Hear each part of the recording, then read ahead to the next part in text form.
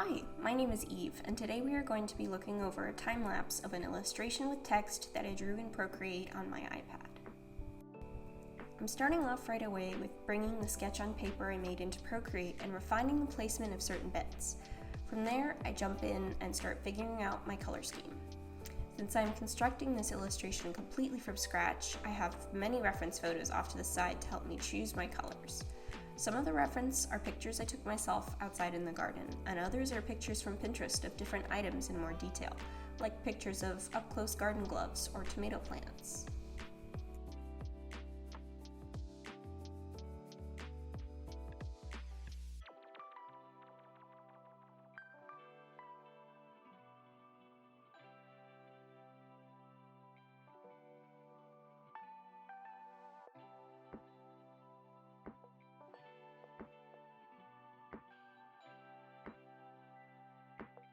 Next, I'm turning off my color block-in layer and working on my line work. Since this is more of a fun, cartoony piece, I wanted the parts the audience to focus on to have a bold, textured outline.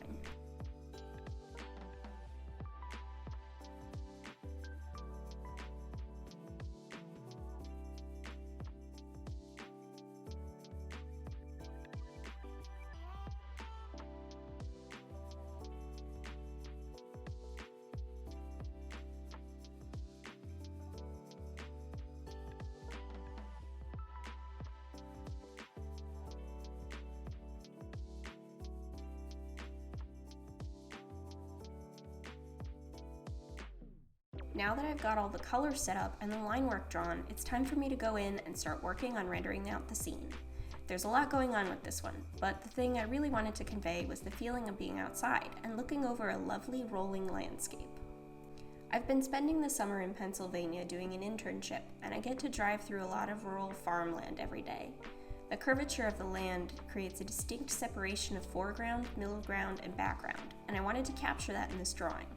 This is more of a little veggie patch than a true plot of farmland, but I still thought it would be a fun way to show crops easing off into the distance. Keeping the texture of the dirt separate from the grass behind it was a priority, so I used more gritty charcoal style brushes on the dirt and dry brush and gouache style on the grass.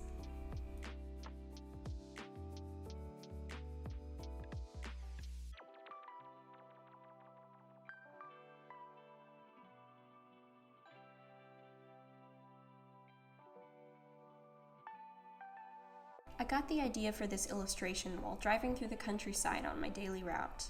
Two of my favorite animated TV shows fall under a similar category of cute meets creepy that I wanted to capture. First is Gravity Falls, created by Alex Hirsch for Disney Channel.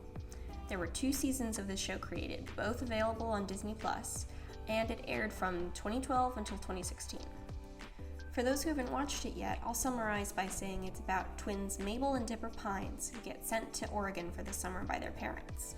They live with their great uncle Stan and begin exploring the secluded town and discovering that the local cryptids and creepies may not be as mythical as the townsfolk claim them to be. The next TV show that inspired me to make this piece is Over the Garden Wall, created by Patrick McHale for Cartoon Network. It technically was a miniseries instead of a show since it was only 10 episodes long. It was aired in November 2014 as a fall special. Over the Garden Wall follows brothers Greg and Wirt as they walk through the New England countryside and try to find their way home. They meet a lot of strange, potentially supernatural characters along the way, some of whom are very helpful and others who are not. As I was writing this script, I realized how similar this makes the 2 TV shows sound, and while there is some genre overlap, there are plenty of tone differences within the shows themselves. For example, Gravity Falls has a very bright and cheery aesthetic, while Over the Garden Wall has more neutral and nostalgic vibe. In addition to that, Gravity Falls villains fall under a category closer to existential horror. The main villain of Over the Garden Wall is closer to a localized creature that haunts an area. Anyways, both of these pieces of media are very near and dear to my heart, and have influenced my storytelling style a great deal. The thought of cute little cartoon ghosts helping out with some garden chores while their undiscovered remains reside below the ground was a spooky, cute idea I wanted to see come to life.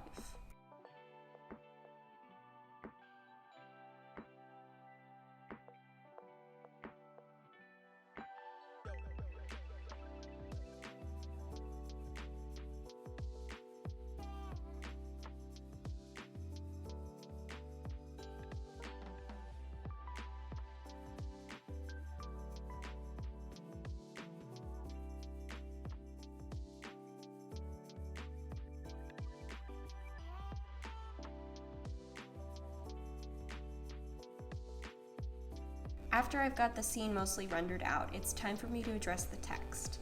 I wanted a balance between a simple sans serif font and neat handwriting, so I went over the text with a pencil brush to get to the desired effect.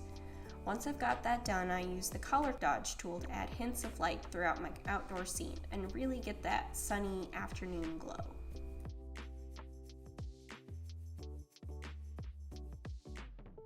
And after I set up my signature on the left side of the page, I'm finished. Thanks for tuning in. See you next time.